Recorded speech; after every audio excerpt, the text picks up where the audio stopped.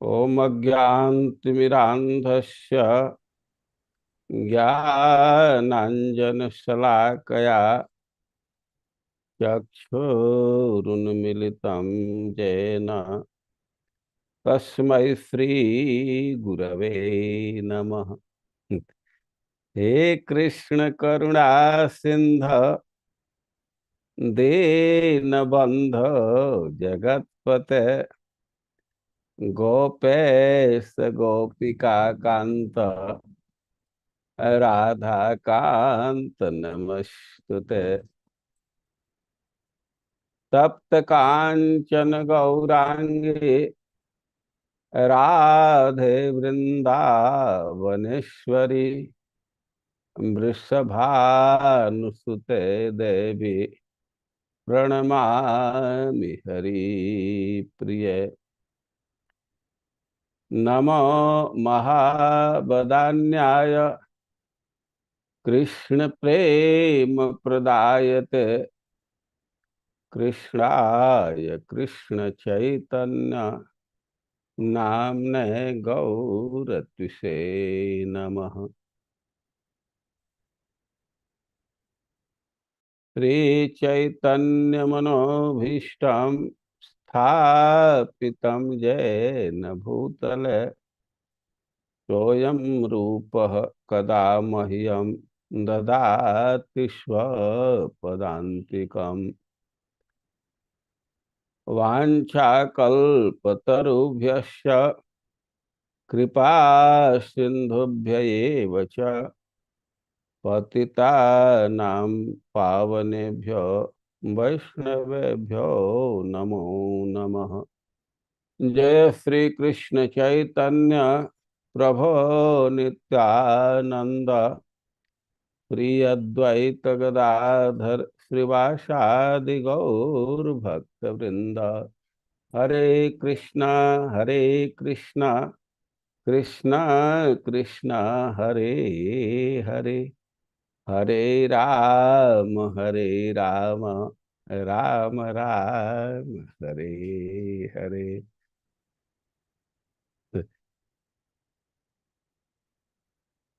हमारा स्वागत किया गया।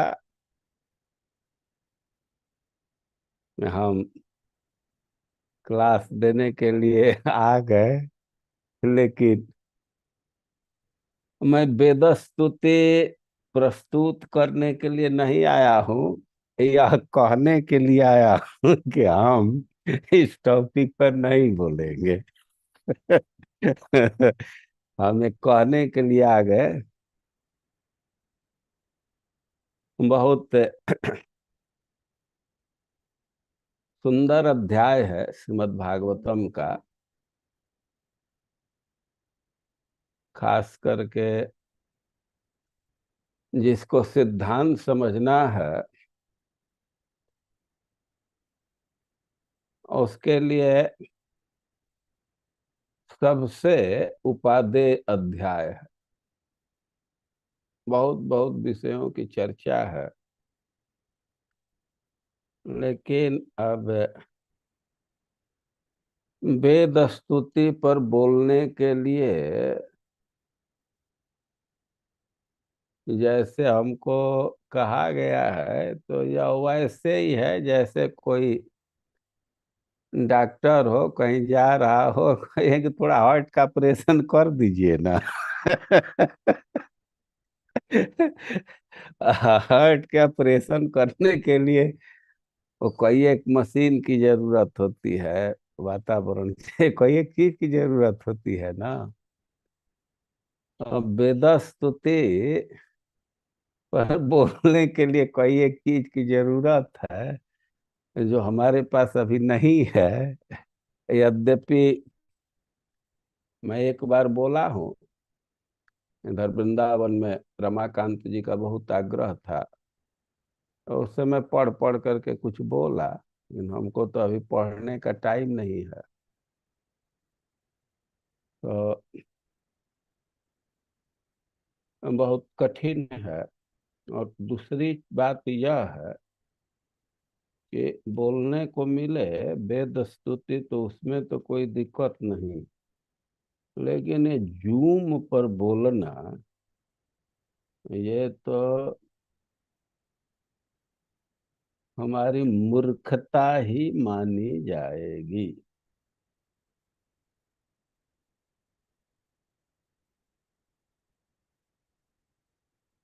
जो कुछ कुछ बात जानते हैं, तो उनके समक्ष कुछ प्रयास किया जा सकता है। वो भी हमको भी सब तैयार करना पड़ेगा, पढ़ना पड़ेगा। लेकिन एक अवसर है, और थोड़ा सा हम इस पर कुछ बोलेंगे। आप लोग श्रीमद् भागवतम पढ़ते हैं, और उसमें भगवान की बहुत बहुत लीला है।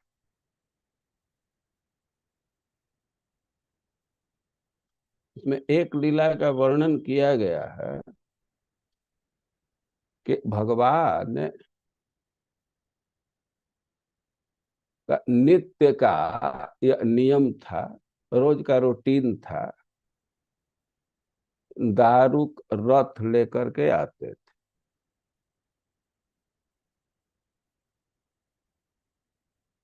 और उनका हाथ पकड़ करके रथ पर बैठाते थे, और सुधर्मा सभा में लेकर के जाते, हम राजकीय ठाट के साथ। इस समय हम लोग देखते हैं कि किसी को कार पर जाना है, तो ड्राइवर या कोई दूसरा कार का गेट खोलता है और बंद करता है। ये केवल एक सम्मान का है। यहाँ तो यह कभी कभी अव्यवहारिक भी हो जाता है। समय का अभाव है, तो अब ड्राइवर साहब पहले आएंगे गेट खोलेंगे, बंद करेंगे, फिर जा करके अपना सीट लेंगे। या कोई कोई मूर्खता करता है पीछे बैठने वाले, तो वो आकर के गेट खोलेंगे, इसके बाद आधा मिनट लगाएंगे खुद बैठने में। जो हो, ये सम्मान का द्योतक है। दारूक बड़े ही सम्मान से रथ पर बैठाते थे, लेकर के जाते थे। पहले से कोई विशेष घोषणा नहीं थी, विशेष प्रोग्राम का। जैसे रोज का रूटीन था, वैसे ही दारूक आए और भगवान को रथ पर बैठाए, और भगवान प्रस्ताव रख दिए कि आज मिथिला चलना है।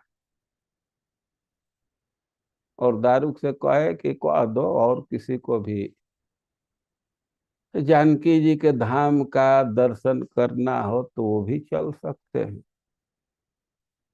अब तो धाम में जाने का, जानकी जी के धाम में जाने का अवसर मिला, और भगवान के साथ बहुत लोग तैयार हो, कई एक ऋषि लोग रथ पर बैठ गए, और भगवान मिथिला के लिए निकले। अब मिथिला के लिए निकले, और जो शॉर्ट रूट था उसको नहीं पकड़े। और द्वारका से आना है, तो इस समय रेलवे का दो रूट, गुड़गांव होकर के जाते हैं, नहीं तो इधर मथुरा से ही निकल जाते हैं।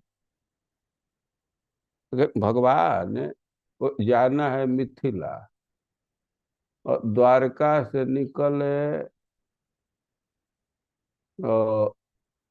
मरु क्षेत्र में, कुरुक्षेत्र में, पंचाल देश में और मिथिला जाने के लिए उधर से तो रास्ता नहीं है।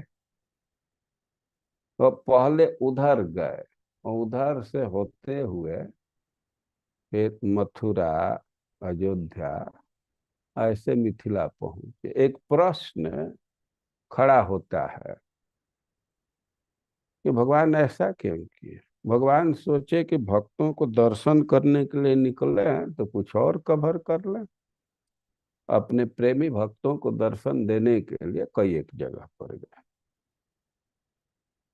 अब मिथिला के नजदीक पहुंचे तो भगवान के सामने एक समस्या। मिथिला में दो बड़े प्रेमी भक्त थे। अब उनके चरित्र को कहने का तो समय नहीं है। वहां के राजा बड़े प्रेमी, वो श्रुतदेव पंडित। तो एक तो राजा हैं, राजकीय सम्मान किए, सबका सम्मान किए, और श्रुतदेव पंडित गरीब आदमी तो भगवान का सत्कार किए, जो उनके पास संसाधन है। चटाई दिए और भी आसन दिए। लेकिन जो उनके साथ थे, भगवान को ऐसा लगा होगा कि जो डिजर्व करते हैं, जितना जैसा इनका सम्मान होना चाहिए उतना नहीं कर रहे। तो भगवान ब्राह्मणों की महिमा को गाए।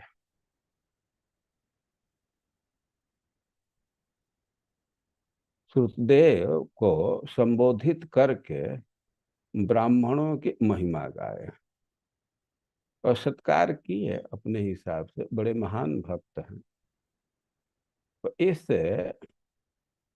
कथा को कह करके सुखदेव गोस्वामी टिप्पणी दे रहे हैं। एवं स्वभक्त्यो राजन, भगवान भक्त भक्तिमान। भक्त लोग तो भगवान की भक्ति करते ही हैं, भगवान भी अपने भक्तों की भक्ति करते हैं। भगवान के लिए सब दे रहे हैं, भक्त भक्तिमान। वे भक्तों के भक्ति से युक्त है। भक्तों के भक्ति से बंध करके ही वो श्रुतदेव के घर में गए।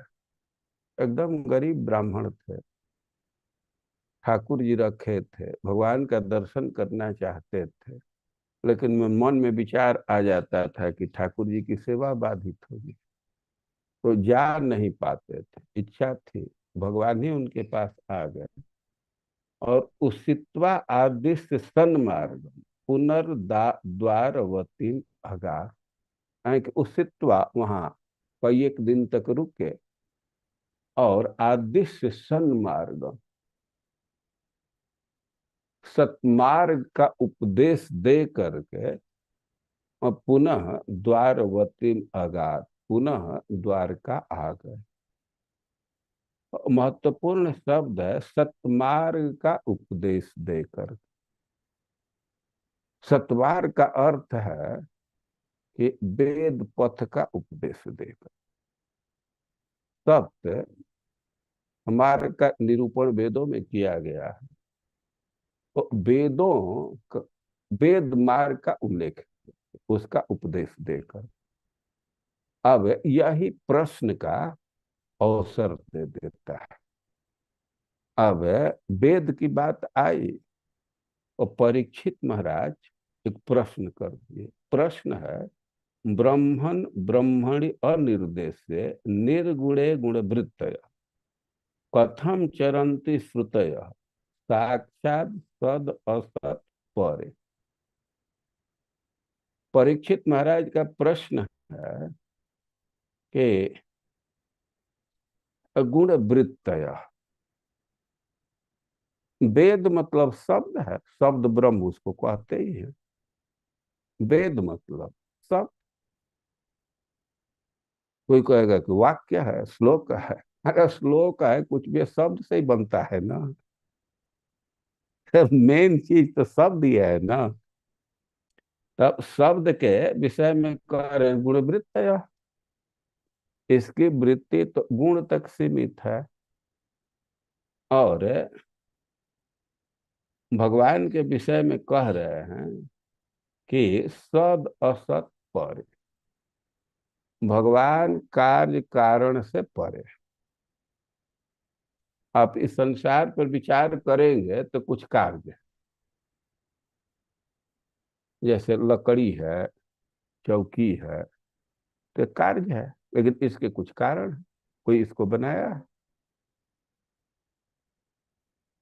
अब थोड़ा और आगे बढ़ेंगे तो भाई लकड़ी से बना है या मिस्त्री बनाया है किवाड़ी को, और फिर एक दृष्टि से देखा जाए तो लकड़ी भी कार्य है, उसका भी कुछ कारण है। तो ऐसे भौतिक जगत पर विचार करें, और पंच महाभूत कार्य हैं, और कुछ कुछ सूक्ष्म चीज है, गंध, रूप, रस, ये इसके कारण है। वहीं से उत्पन्न होता है ना। या अब महत तत्व है, मन बुद्धि अहंकार, ये सब है जो सूक्ष्म चीज है, तो उसको कारण कहते हैं। जो स्थूल चीज है, जिसको इंद्रियों से देखते हैं, वो कार्य है।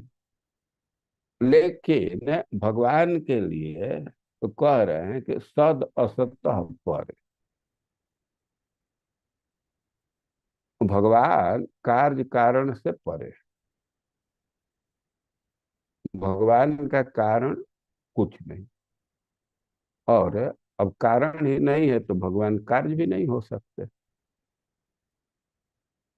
आप गजेंद्र स्तुति में पढ़ते हैं, और गजेंद्र जी कहते हैं कि संसार में जो कुछ भी है तो भगवान ही है। य इदम, जे नेदम, जस्मात् इदम। लेकिन फिर कह रहे हैं कि अस्मात् परस्मात् स पर। सब भगवान ही परिणत हुए हैं। लेकिन कह रहे हैं कि अस्मात् इस संसार से, और परस्मात् इसका जो कारण है उससे भी परे है, वे भिन्न। तो भगवान तो कार्य कारण दोनों से परे है। और ये जो शब्द है तो गुण वृत्तय, ये जो प्राकृत चीज है तो उसी का निरूपण करता है। तो कह रहे हैं कि कथम चरंत श्रुतय, और कथम श्रुतय साक्षात चरंती। खुद वेद ही वर्णन करता है कि भगवान अनिर्देश्य है, उनका वर्णन नहीं किया जा सकता। वहां तक शब्द पहुंचता ही नहीं है। या कोई ट्राई भी मारा तो अप्राप्य निवर्तन के, अब प्राप्त नहीं करता है, वहां से लौट आता है। शब्दों पर विचार करें तो शब्द की क्या गति है, क्या महत्व है, हम थोड़ा इस तथ्य पर थोड़ा विचार करना चाहिए प्रश्न को समझने के लिए, कि भाई हमारे जीवन में इस शब्द का महत्व क्या है। कुछ महत्व दिखता है? क्या महत्व है बतलाइए आप लोग कुछ, एक दो बात। शब्द का क्या महत्व है? शब्द कम्युनिकेशन करते, कुछ मैसेज दे देते। कोई कुछ शब्द के केवल उच्चारण किया, तो कमंडल ले आप। हम तो बोले कि कमंडल लाओ, तीन चार शब्द बोले, लेकिन जो शब्द सुना वो क्या करेगा, जाकर कमंडल उठाने लगेगा, चलने लगेगा। तो शब्द एक मैसेज दे रहा, अर्थ प्रदान कर रहा है। तो शास्त्रीय शब्द में, टेक्निकल टर्मिनोलॉजी में शब्द की वृत्ति कहते हैं। तो अब शब्द के वृत्ति पर विचार करेंगे तो शब्द की वृत्ति को दो भाग में बांटा जाए। एक को मुख्या वृत्ति, और एक को गौड़ी वृत्ति।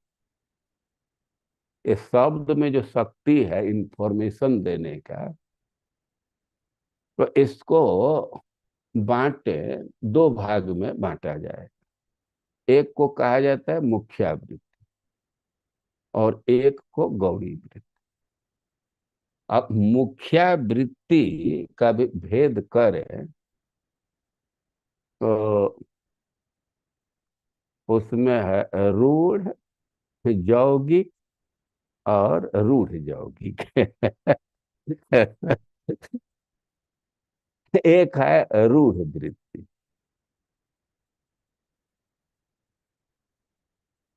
रूढ़ वृत्ति जैसे किसी को कहें कि घड़ी लाओ, तो सीधा वो उठाएगा, टेबल पर घड़ी है, ला देगा। तो घड़ी का एक अर्थ निश्चित हो गया है। लेकिन कोई कोई शब्द है कि उसका यौगिक अर्थ होता है। यौगिक अर्थ मतलब मूल शब्द है और उसमें कुछ प्रत्यय जुटा है, दोनों मिला करके वे अर्थ देता है। जैसे यह कहा जाए पाचक, और पाक मतलब भोजन बनाना, बनाना पाक कहते हैं ना, पाक के भोजन बनाने की क्रिया को कहते हैं पाक। और अब पाचक कह दिया है, मैंने भोजन बनाने वाला। पाचक तो अभी हम लोग पचाने वाला इस अर्थ में लेते हैं। संस्कृत में पाक मतलब रंधन करना, कुकिंग करना, और पाचक मतलब कुकर। तो ये जो अर्थ बना, तो दो चीज को जोड़ करके तो इसको यौगिक वृत्ति कहेंगे। और एक वृत्ति को रूढ़ यौगिक कहते हैं। वो जोग करने से, कॉम्बिनेशन करने से अर्थ देता है, लेकिन फिर भी एक अर्थ स्थापित हो गया है। जैसे कोई कहे पंकज या जलज, तो ये अर्थ तो निकल रहा है यौगिक वृत्ति से ही। जो पंख से उत्पन्न हुआ उसको पंकज कहेंगे। ये जल से जो उत्पन्न उसको जलज कहेंगे। और पंकज कहने से क्या अर्थ होगा? कमल। लेकिन अब जोग वृत्ति से अर्थ लिया जाए तो पंख से जो उत्पन्न होगा सबको पंकज कहा जाएगा ना। तो पंख से तो शैवाल घास भी उत्पन्न होता है, और कई घास उत्पन्न होते हैं, केवल कमल ही नहीं उत्पन्न होता है ना।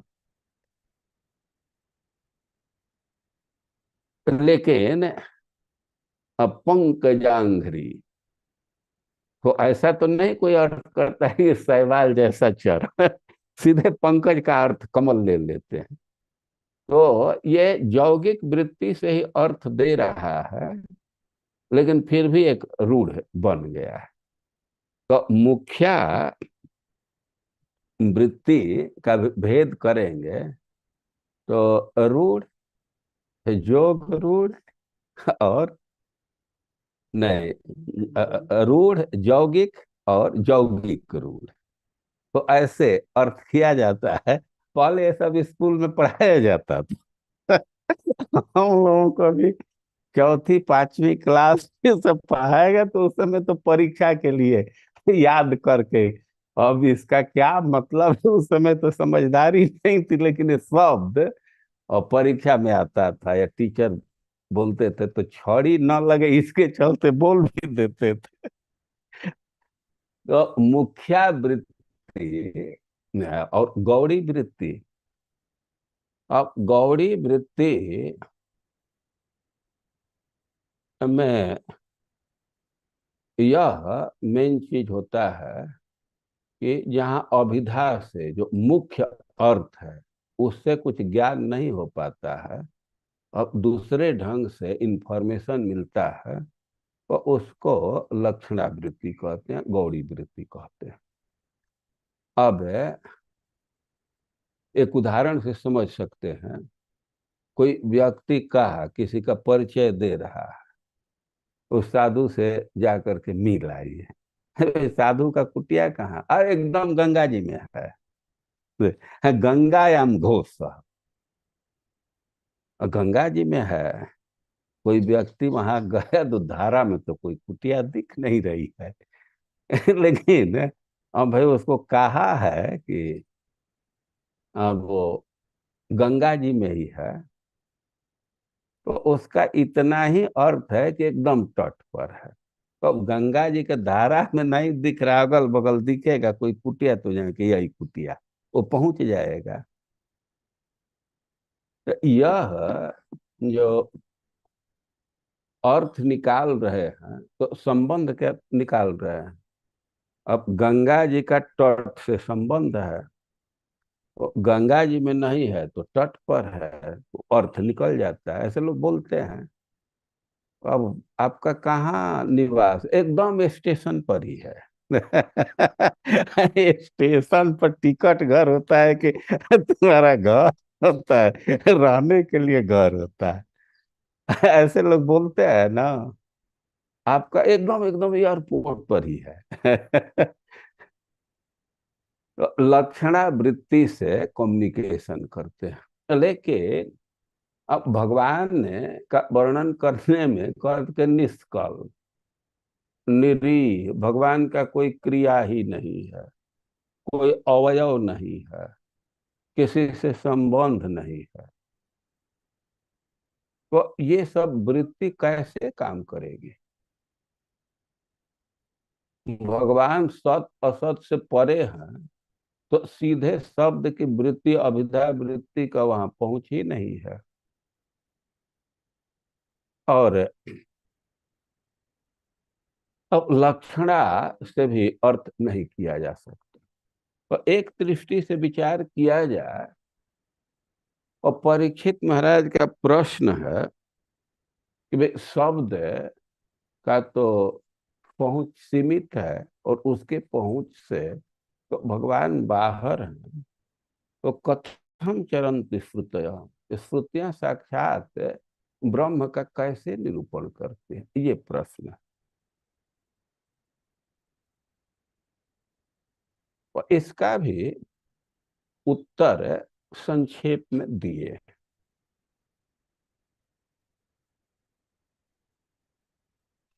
श्रुतियों का अपना स्टाइल है, वे नेति नेति कह करके वर्णन करती है। भगवान कौन है और इसका सीधे वर्णन तो बहुत कम है, कि ये भगवान नहीं, ये ब्रह्म नहीं, ये ब्रह्म नहीं है। अरे नहीं है नहीं है यही कहते जाएंगे, कोई है तब ना। नहीं, केवल नहीं है कहते न निषेध सिद्धि, तो निषेध करने का तो कोई रिजल्ट नहीं आया। तो यह नहीं है तो कर के संकेत बतला देती है। जैसे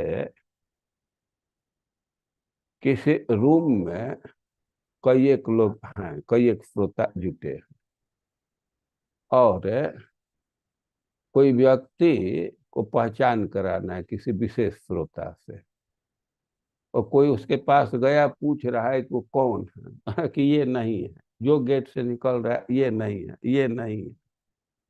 तो सबको ऐसे ही कहा जाए कि ये नहीं है नहीं है, तो फिर ये कहने का कोई मतलब नहीं है।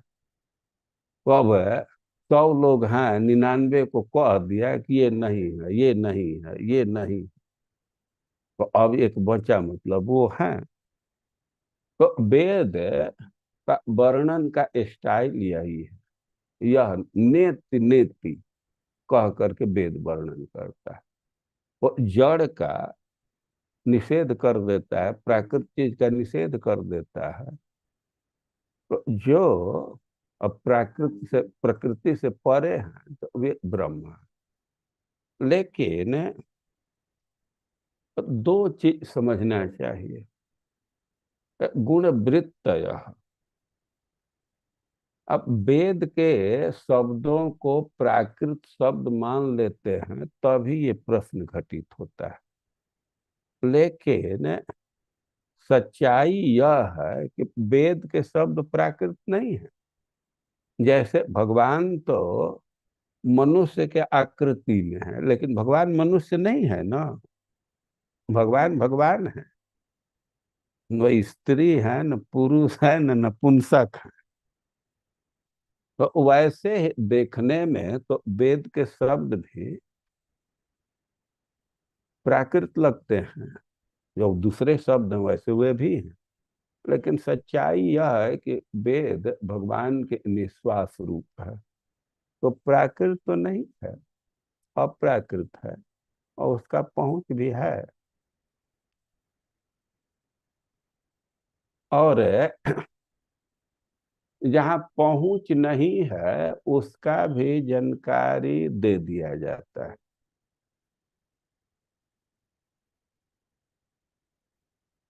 कोई बच्चा है अपने माँ से पूछ रहा है कि माँ चंद्रमा कहाँ है। और माँ का उंगली चंद्रमा तक नहीं पहुंच सकता, लेकिन उंगली उठा करके कहते कि देखो ठीक हमारे उंगली के ऊपर चंद्रमा है। तो उंगली तो चंद्रमा तक नहीं पहुंचा, लेकिन ज्ञान करा दी ना। तो उसी तरह तात्पर्य वृत्ति से श्रुतियां भगवान का ज्ञान कराती। लेकिन अब दूसरे ढंग से इस प्रश्न पर विचार करें तो मूल प्रश्न यही है कि कथम चरंती श्रुतय साक्षात। अरे श्रुतियां ब्रह्म की, भगवान की सीधे सेवा कैसे करती, डायरेक्ट सर्विस कैसे करती, ये भी प्रश्न है। प्रश्न का अर्थ आएगा ना, कथम चरंती, साक्षात डायरेक्ट सेवा कैसे करती। और प्रश्न ये किए तो सुखदेव गोस्वामी कहे, देखिए इस विषय में नारद जी का और सनातन ऋषि मतलब नारायण का संवाद है। एक बार नारद जी यही प्रश्न किए थे नारायण ऋषि से। तो नारायण ऋषि कहे कि भाई जो प्रश्न कर रहे हो तो इस पर एक बार विचार हुआ था ब्रह्म सत्र में। सनकादि ऋषियों का ब्रह्म सत्र चल रहा था, तो उस समय इसी प्रश्न पर विचार किया गया। नारद जी को बड़ा कौतुक हुआ कि सत्र चला, हम एब्सेंट कैसे हो गए।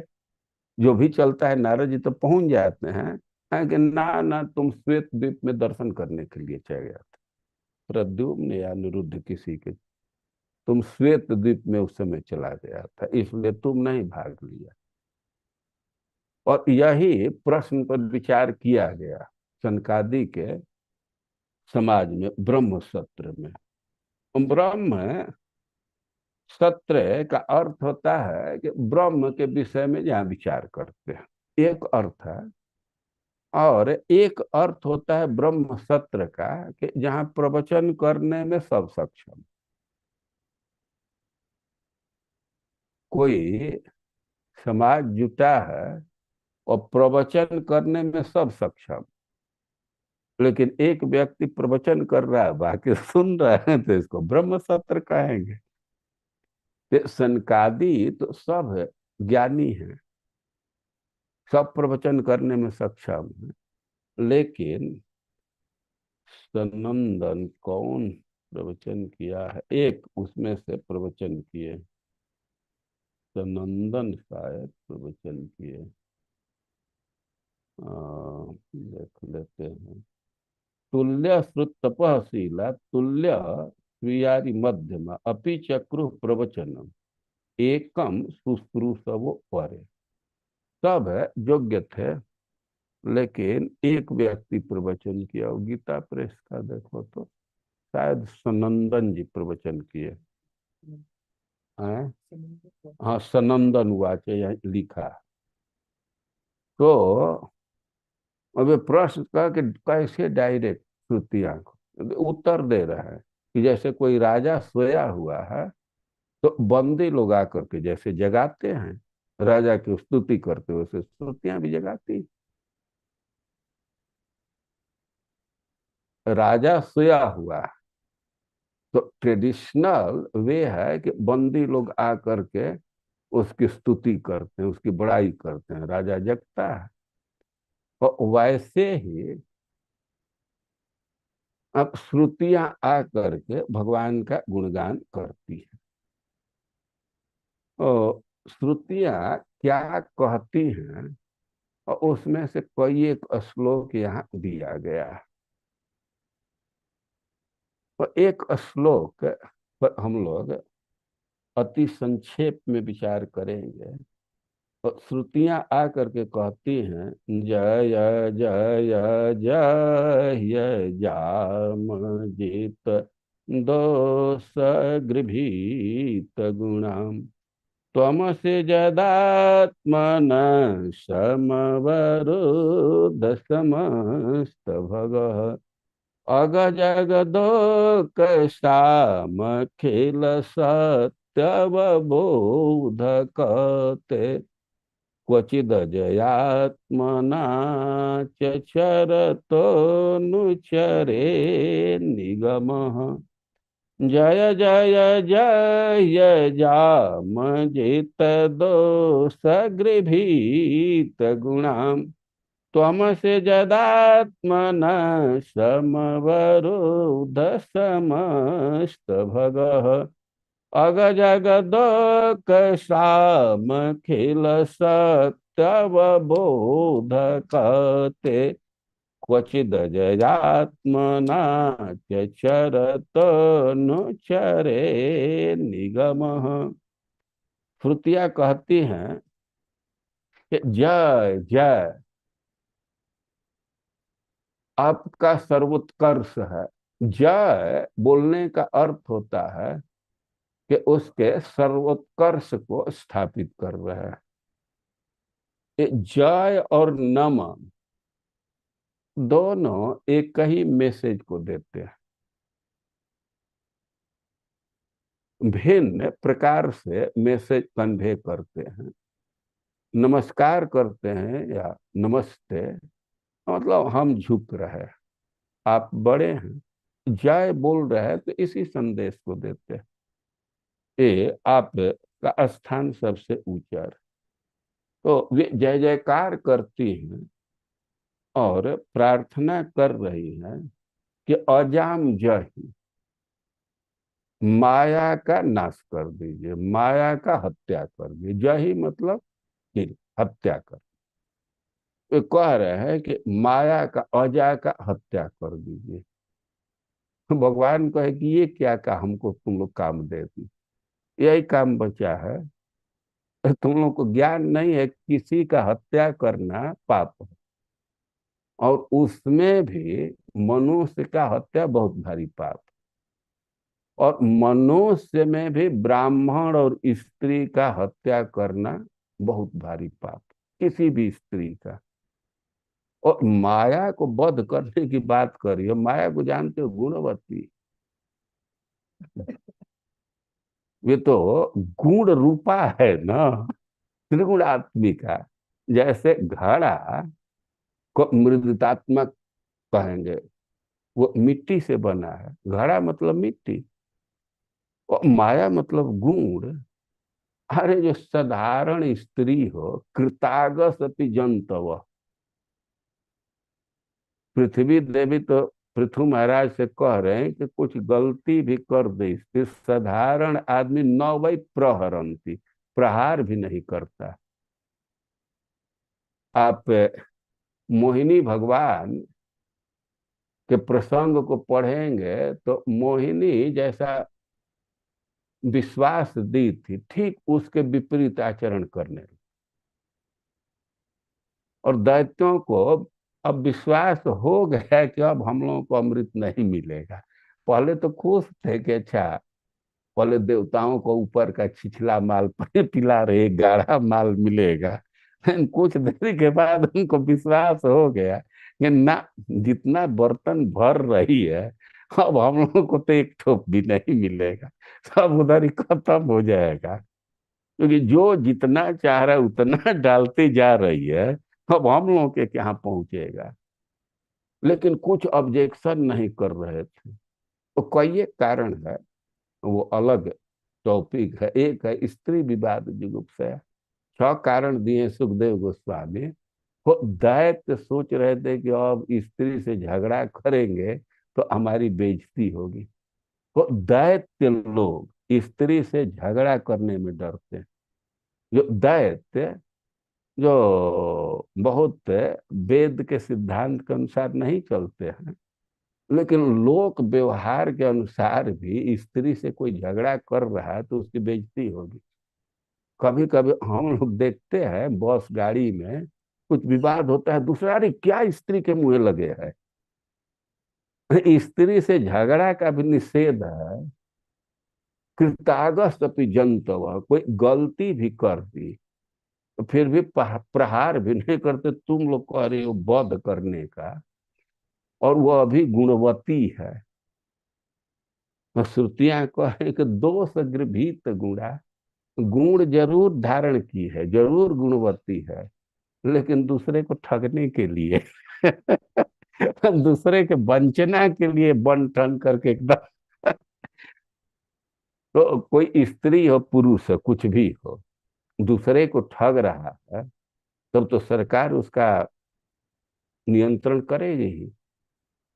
ऐसा हम लोग सुने हैं कि कोई लड़की थी, राजधानी एक्सप्रेस में आरक्षण करके चलती थी और बैग लेकर के पार हो जाती थी। और भाई दोष गृभीत गुणा, श्रुतियां कह रहे हैं कि दूसरे को ठगने के लिए, वंचना के लिए दोष ग्रहण किए। और इसलिए तुम लोग आप इसका वध कीजिए। दोष भृत तमस यदात्मना समवरुद्ध समस्त भट। तो मानो भगवान कहे कि जब दूसरे को ठगने के लिए ही गुण धारण की है, तो हम नजदीक जाए, हमको ही प्रभावित कर देता, हम ही पर कुछ माया दिखा देगी तो हम बड़े फेरे में पड़ जाएंगे। तो कहने कि ना ना, समवरुद्ध समस्त भग। आप तो सारे भग को धारण किए, आप पर प्रभाव नहीं होगा। आपका ज्ञान अक्षुण्ण है, आप पर कोई प्रभाव नहीं होगा। माया प्रभाव क्यों डालती है? ज्ञान को ढक देती है। तो भाई जब ज्ञान से ही माया के प्रभाव से बच जाएंगे तो भगवान कह सकते हैं तब तुम लोग अपने ज्ञान का प्रयोग करके उसे बचो, जो करो, हमको क्यों डाल रहे हैं? कि ना, अगज अगर दो के साम खिल सत्व बोध कहते। चाहे वो स्थावर प्राणी हो, जंगम प्राणी हो, उसमें जो ज्ञान आता है तो उसका भी उद्बोध आप ही करते हैं, आपके प्रेरणा से ही ज्ञान आता है। और भाई ये बात कैसे तुम लोग बोल रहे हो? क्योंकि वेद प्रमाण है। क्वचित अजयात्मना च चरतो न चरे निगम। आपका दो स्थिति है। सृष्टि के समय माया का व्यवहार होता है, माया पर दृष्टिपात करते हैं। और जब सृष्टि का कार्य नहीं है तो आत्मना, आप अकेले सोते हैं, विहार करते हैं। तो दोनों स्थिति में हम लोग अनुचरण करते हैं। तो इस विषय में प्रमाण खोजने की जरूरत नहीं, हम लोग ही प्रमाण है कि माया का वध कर दीजिए। दूसरे को ठगने के लिए ये गुण धारण किए। और ज्ञान से माया से बच सकते हैं, क्योंकि कोई भी प्राणी हो, चाहे स्थावर प्राणी हो, जंगम प्राणी हो, मतलब चलने वाला प्राणी हो, स्थिर रहने वाला कोई भी प्राणी हो, तो उसके ज्ञान को जगाने वाले आप ही। ये बात वेद से प्रमाणित। ऐसे स्तुति कर रही हैं और कई एक श्लोक में स्तुति की है। लेकिन कुछ कुछ रसिक महानुभाव है तो दूसरे ढंग से भी उत्तर इसका दिए। ये प्रश्न है कि श्रुतियां साक्षात सेवा कैसी करती? तो एक अर्थ किया गया है, सनातन गोस्वामी संकेत किए हैं कि श्रुतियां जा करके जय जयकार करती हैं और प्रार्थना करती हैं कि यही मतलब त्याग दीजिए, छोड़ दीजिए। क्या छोड़ दीजिए? दोष गृभीत गुण। दोषा रात्रि को कहते हैं। तो रात्रि के समय जो डोरी पकड़ करके सोए हैं, राधा रानी के कमर में जो डोरी है, उसको पकड़ करके सोए हैं, और उसको त्याग कीजिए। दोष गृभीत गुणा। गृभीत और गृहीत एक ही होता है। भ और ह में साम्य है, कहीं कहीं अंतर नहीं माना जाता है। ये प्रश्न की स्तुतियां कैसे सेवा करती हैं। निकुंज में प्रिया प्रियतम सोते हैं, और उनको इतना आनंद आता है कि सैया का त्याग ही नहीं करना चाहते, बेड का त्याग नहीं करना चाहते। अब वृंदा देवी बहुत बहुत प्रयास करती है। सूर्योदय होने वाला है, और वृंदा देवी चाहती हैं कि अब राधा रानी घर चले जाएं, कृष्ण अपने जगह पर चले जाएं। बहुत भारी बेइज्जती होगी। इंचार्ज लीला की वे है, मैनेजमेंट के। तो कई एक पक्षियों को भेजती हैं, पक्षियां जा करके बोलती हैं, राधा रानी को समझाती हैं कि अरे निद्रा का त्याग कीजिए, निद्रा का त्याग कीजिए, तो लोक लज्जा का सेवन मत कीजिए, कोई देख लेगा तो क्या लोग कहेंगे। कोई एक उदाहरण दे रहे हैं कि अरे बहुत लोग पत्नी के साथ सोते हैं, लेकिन सूर्योदय होते ही सब त्याग करते हैं। खुद सूर्य कई उदाहरण दे करके कि ताराओं के साथ विलास किए, लेकिन अब तो वे अपने घर जा रहे हैं, वहां से हट रहे हैं। ये ताराएं भी हट रहे हैं, तो उससे भी कुछ शिक्षा लीजिए। और पक्षियां जा करके कई एक श्लोक बोलती हैं। गोविंद लीलामृत में इस सब का वर्णन है। और है कि लोक निंदा, निद्रा का त्याग कीजिए, निद्रा का त्याग कर दीजिए, अपने प्रतिष्ठा का मत त्याग कीजिए। बंदर जाके आवाज करते हैं, लेकिन प्रिया प्रियतम को इतना सुख है कि त्याग नहीं करना चाहते। श्रुतियां भी जा करके कहती है, जही दोष गृभीत गुणा। तो जो रात को डोरी पकड़ करके सोए हैं, तो इसका त्याग कीजिए, त्याग कीजिए। इतना वो सुखद स्थिति है कि भगवान जगे होते हैं, राधा रानी जगी होती है, लेकिन फिर भी वे त्याग नहीं करते। कृष्णोपनिद्र प्रिययापगूढ़। भगवान जग गए हैं, लेकिन राधा रानी आलिंगन की हैं, तो उस स्थिति से थोड़ा डोलना भी नहीं चाहते। राधा रानी को कुछ सुख भंग न हो जाए, उनके सुख में थोड़ा भी भंग न हो जाए, और इसलिए वो अपना पोस्चर भी नहीं चेंज करते। और कांत्याप्य निद्रा अपि अमुनोपगूढ़ा। और राधा रानी भी जग गई हैं, और अमुना मतलब कृष्ण के द्वारा वो भी आलिंगित है। तो तलपात प्रभाता कुलमप्य नलपात उत्थात में तत् मिथुनम शशाक। सब लोग व्यग्र हैं, सूर्योदय का समय होने वाला है, लेकिन इतना सुख है कि प्रिया प्रीतम इसका त्याग नहीं करना चाहते। तो इसका गोविंद लीलामृत में वर्णन है, वहां पढ़ना चाहिए। एक ब्रज के कवि ने लिखा है कि सरस विलास साने अंग अंग लपटाने। इतना आनंद है कि एक दूसरे एक एक अंग से लिपटे हुए। आरस में अरस आने नैनन अघाने हैं, जब जब छुट्टी जात फिरी फिरी लपटा, छाड़ी न सकत से ऐसे ललचाने। अब उस पोस्चर का, उस सुख का इतना लोभ है कि बार बार लिपटा रहे। उठिबे को मन करे पुनः तही रंग ढरे, घरी एक और जाऊ कहीं मुस्काने। अब उनको भी ज्ञान है कि सूर्योदय होने वाला है, लेकिन फिर भी मन में इच्छा होती है कि अच्छा 2 4 10 मिनट और ऐसे ही रह जाए। तो ऐसे निशांत लीला का वर्णन विस्तार से किया गया है।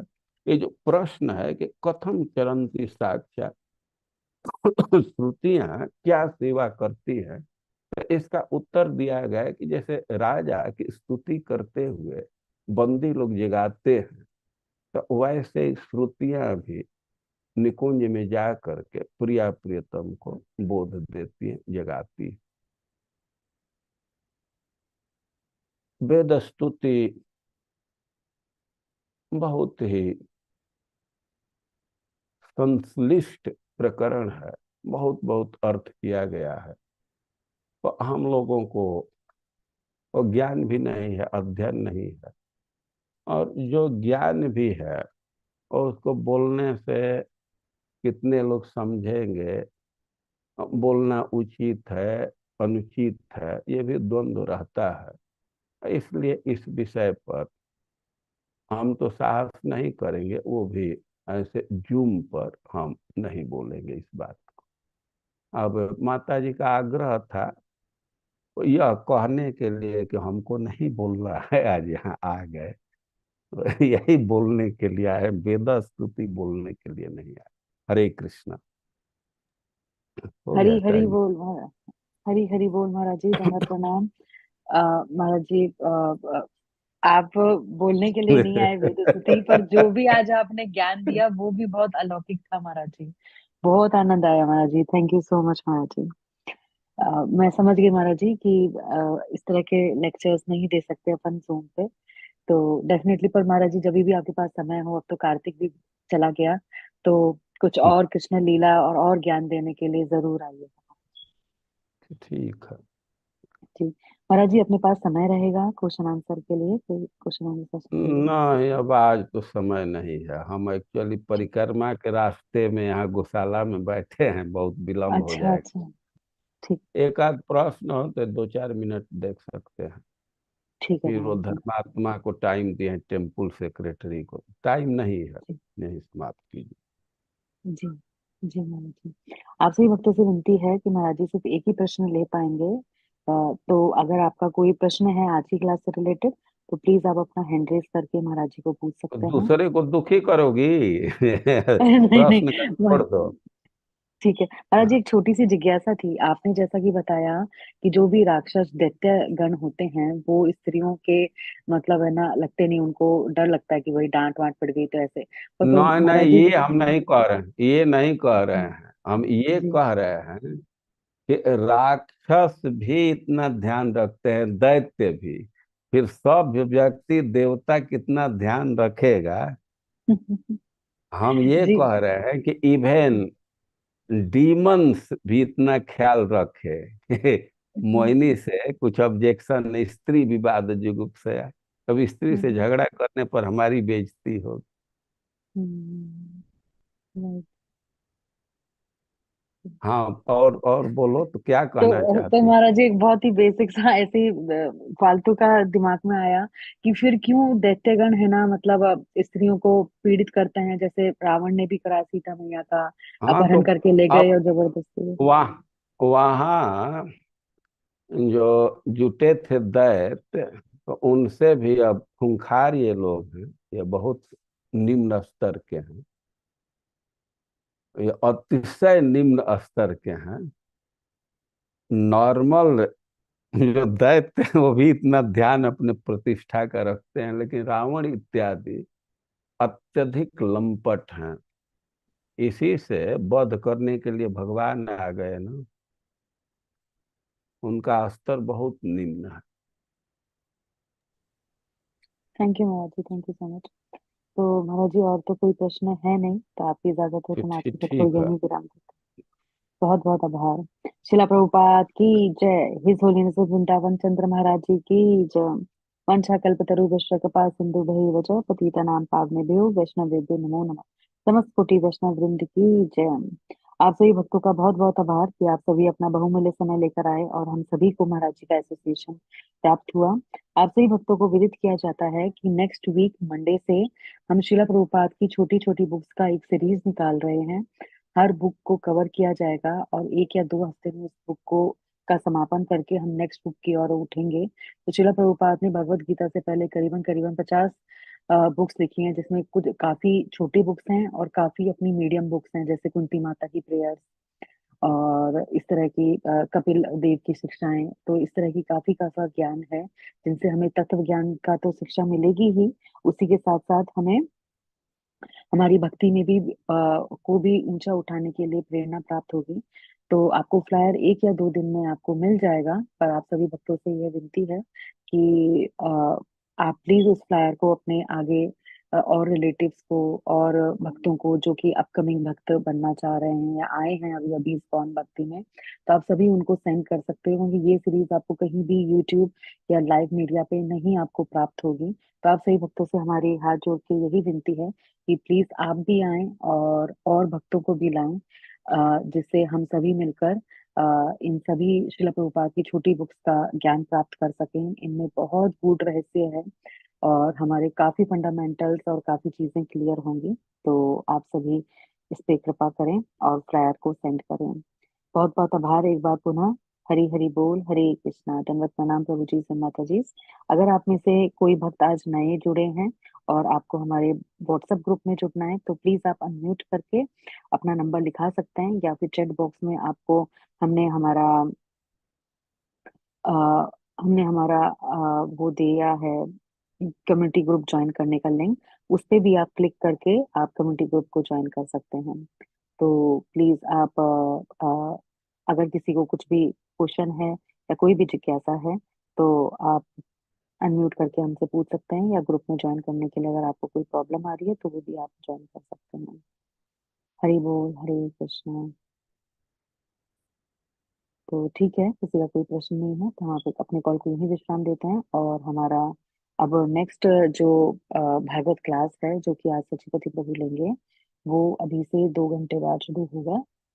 तो आप सभी सेम जूम लिंक पे आए और सचिपति प्रभु के द्वारा Shrimad Bhagavatam canto 3 chapter number 4 का आस्वादन करें। हरि हरि बोल, Hare Krishna. Thank you so much Hare for Krishna listening. माता